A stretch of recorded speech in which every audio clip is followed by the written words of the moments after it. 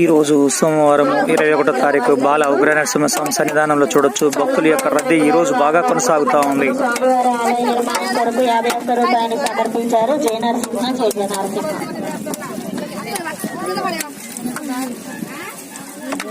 కొంచెం కొంచెం తీసుకోండి, అందరికి రావాలి.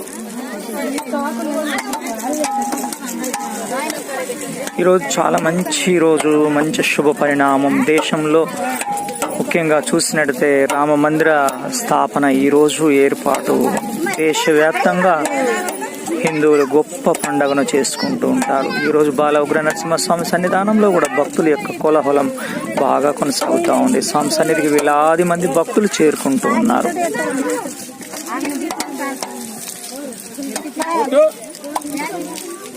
కూచిపూడి వాస్తవ్యులు గొట్టం తిరుపతయ్య గారు వారు